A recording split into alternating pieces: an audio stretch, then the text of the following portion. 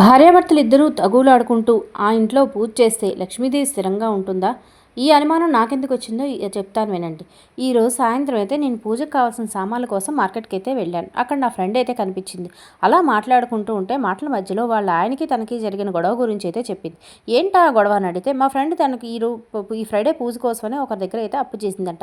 అంత ఎక్కువ అప్పు ఎందుకు చేసేవని అడిగితే, మా ఎదురింటి లాస్ట్ ఇయర్ వరలక్ష్మి వ్రతం చాలా గ్రాండ్గా చేసిందే, పెద్ద పెద్ద గిఫ్ట్లు ఇచ్చింది, చీరలు ఇచ్చింది. అందుకని ఈ ఇయర్ నేను అంతకన్నా పెద్ద గిఫ్ట్లు ఇచ్చి నేను ఇంకా గ్రాండ్గా చేయాలని అనుకుంటున్నాను అని చెప్పింది. అయితే నాకైతే తన మాట విని చాలా ఆశ్చర్యం వేసింది. ఆశ్చర్యం కన్నా ముందు బాధ వేసింది. ఫ్రెండ్ కదా. సో నేనైతే తనకి ఒక్కటే క్వశ్చన్ అడిగాను. ఇంత గ్రాండ్గా చేద్దాం అనుకుంటున్నావు, ఓకే, కానీ మీ భార్యాభర్త ఇద్దరూ మాట్లాడుకోకుండా తగులాడుకుంటూ చేసుకుంటే ఆ లక్ష్మీదేవి నీకైతే స్థిరంగా ఉంటుందా, నీకైతే అనుగ్రహం ఇస్తుందా అని అయితే అడిగాను. అమ్మవారికి కావాల్సింది భక్తి శ్రద్ధ కదండి. ఈ చిన్న లాజిక్ని తను నా స్నేహితురాలు ఎందుకు మిస్ అయిందో నాకైతే అర్థం కాలేదు.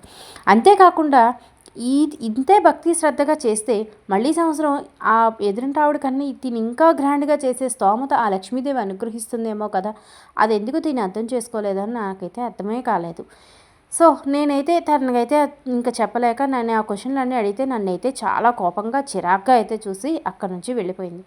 సరే అని చెప్పి నేనైతే మార్కెట్లోకి వెళ్ళి నాకు కావాల్సిన జాకెట్ ముక్కలు, కొంచెం పళ్ళు, గాజులు, అయితే కొబ్బరికాయ కొనుక్కొని నేనైతే ఇంటికైతే వచ్చేసాను. అలా వస్తూ వస్తూ స్కిన్ అండ్ హెయిర్ క్లినిక్ అయితే వెళ్ళాను. ఎందుకు వెళ్ళాను ఏంటనేది నెక్స్ట్ వ్లాగ్లో చెప్తాను. బాయ్.